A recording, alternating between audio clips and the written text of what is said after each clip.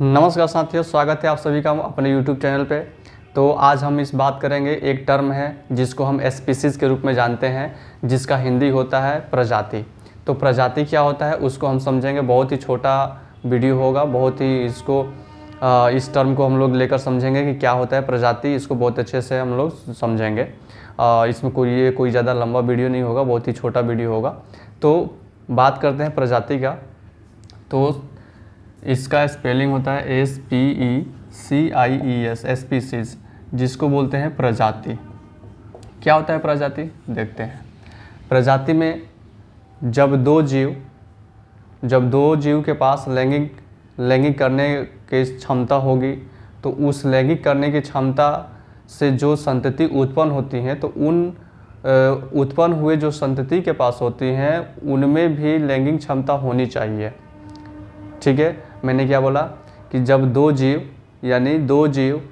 के पास वो लैंगिक क्षमता कर सकते हैं, और लैंगिक क्षमता करने के उपरांत यदि उनसे उत्पन्न जो भी संतति होते हैं वो भी लैंगिक क्षमता करने के लिए यदि कैपेबल हैं, तो वो एक ही प्रजाति के माने जाएंगे। समझ में आ गया। जैसे उदाहरण के लिए लेते हैं, घोड़ा और गधे को ले सकते हैं। तो घोड़ा और गधे क्या है, ये अलग अलग प्रजाति है। ठीक है, अलग अलग प्रजाति है। क्यों है इसको देखते हैं। जैसे मान लीजिए कि घोड़ा है, ये गधा है।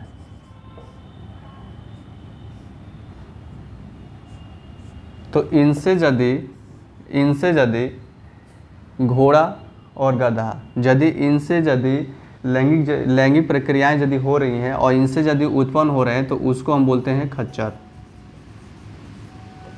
जिसको इंग्लिश में बोलते हैं म्यूल। इसको बोलते हैं म्यूल। अब देखिए, घोड़ा और गधा दोनों के बीच लैंगिक जनन हुआ, तो उससे उत्पन्न संतति हुआ खच्चर। ठीक है, खच्चर क्या है, ये क्या है, ये नपुंसक होता है। क्या होता है, नपुंसक होता है। नपुंसक का मतलब लैंगिक क्षमता करने के लिए कैपेबल नहीं होता है। अब सोचिए, जब हमने क्या बोला कि दो जीव लैंगिक क्षमता करने के लिए सक्षम हैं, उनसे उत्पन्न होने वाले जो जीव हैं वो भी यदि लैंगिक क्षमता यानी अपने जनरेशन को बढ़ाने में सक्षम है, तो ये एक दूसरे क्या होंगे, ये प्रजाति एक ही होंगे। लेकिन यहाँ पे क्या हो रहा है, ये आगे जनरेशन बढ़ाने का काम नहीं कर रहा है। क्यों? क्योंकि इसमें स्टेरिलिटी है, यानी नपुंसक है इसमें। ठीक है, हाँ, इसमें भी थोड़ा देख ले कि इसमें कौन मेल होगा कौन फीमेल होगा। तो यदि मेल होगा गधा और फीमेल होगा घोड़ा, तो बनेगा खच्चर। क्या बनेगा, खच्चर। ठीक है, यदि इसको हम इन्वर्स कर दें, यदि इसको मेल रखे इसको फीमेल करें, तो क्या होगा, तो देखते हैं। इसको हम कर देते हैं मेल यानी नर, इसको कर देते हैं फीमेल यानी इसको कर देते हैं मादा। तो क्या होगा, तो अब देखते हैं क्या खच्चर ही होगा। नहीं, खच्चर नहीं होगा।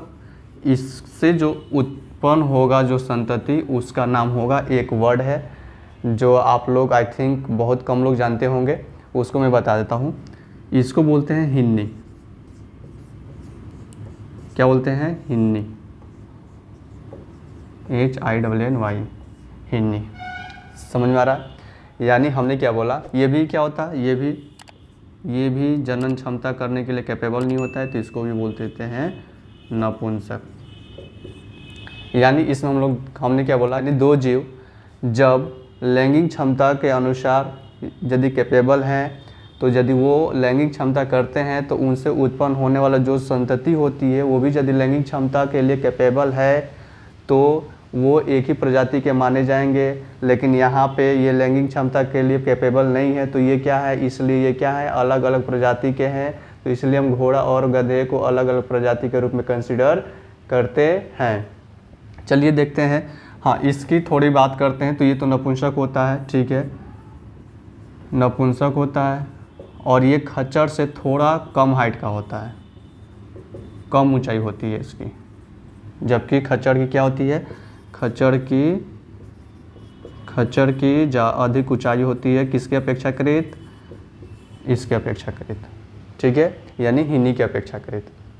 देखते हैं आगे।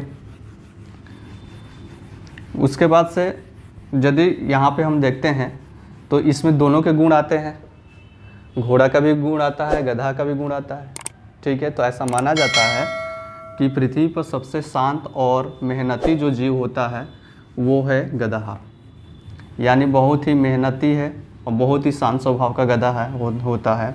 तो उसमें गुण ये पाया जाता है, उसकी विशेषता ये है कि वो अपने ऊपर बहुत सारे सामान को रख सकता है, लेकिन लंबी दूरी तय नहीं कर सकता है। यदि उसको बहुत लंबी दूरी तय करना पड़े तो उसके लिए हमको खच्चर की ज़रूरत पड़ेगी। गधा सिर्फ और सिर्फ सामान को उस पर अपने पीठ पे लाद सकता है, तो वो ज़्यादा लंबा दूरी तय नहीं कर पाएगा। लेकिन घोड़े को यदि लंबा दूरी तय करने के लिए बोल दिया जाए तो वो करेगा, इसलिए कि उसके अंदर गुण होता है, वो लंबा दूरी तय कर सकता है घोड़ा, ठीक है। तो कहीं ना कहीं घोड़े का कुछ गुण और गधे का कुछ गुण लेकर कौन आता है, खच्चर। कौन आता है, खच्चर। कब, जब ये फीमेल होगी, आइए मेल होगा, ठीक है। तो इसका मतलब कि घोड़े का कौन सा गुण रखा कि लंबी दूरी तय करना, और गधे का कि थोड़ा वज़न अपने ऊपर सहन भी कर लेना। तो इसका मतलब क्या है कि खच्चर लंबी दूरी तय भी कर सकता है और वज़न को भी लेकर चल सकता है। इसलिए बहुत से हम लोग जहाँ पे ईंट वगैरह बनते हैं तो वहाँ पे हम लोग देखते हैं कि ज़्यादातर खच्चर का ही प्रयोग किया जाता है। क्यों? क्योंकि वो उसके ऊपर बहुत सारे उस पर ईंट डाला जाता है, बहुत हैवी उस पर वज़न डाला जाता है, उसके बाद से लंबा दूरी तय करना पड़ता है, उसको ले जाना पड़ता है, तो वहाँ पे ईंट को पकाया जाता है।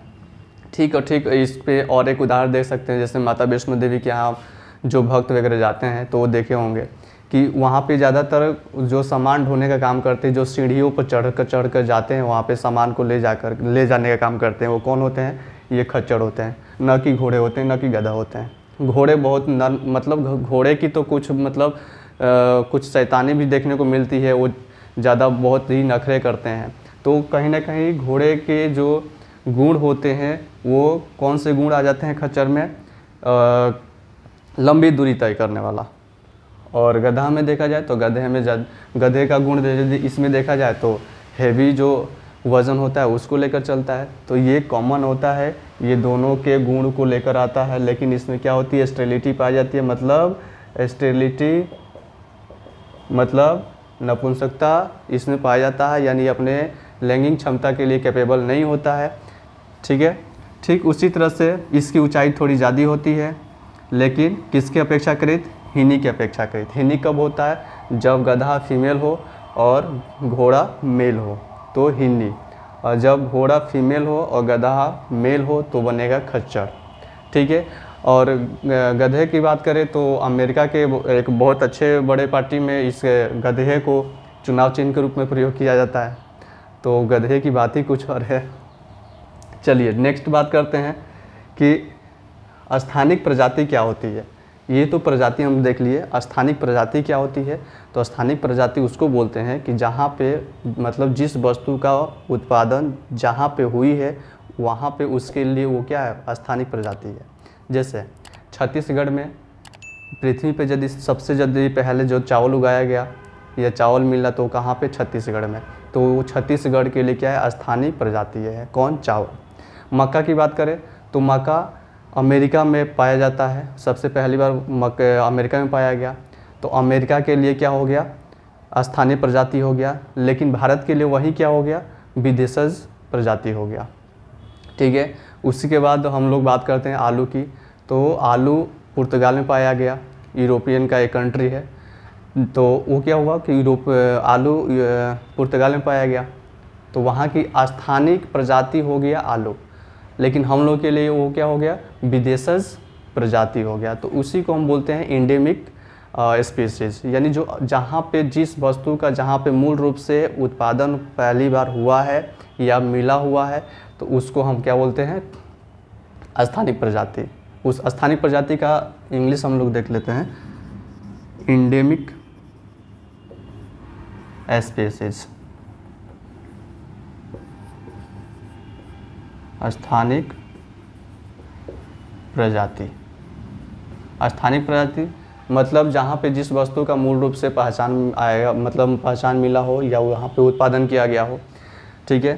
तो यहाँ पे इसको इंडेमिक स्पीसीज बोलते हैं। ये स्पीसीज समझ में आ गया। स्पीसीज प्रजाति ये बहुत ही रोचक चीज़ था, कुछ हमको लगा कि आप इसको बताना चाहिए, ठीक है।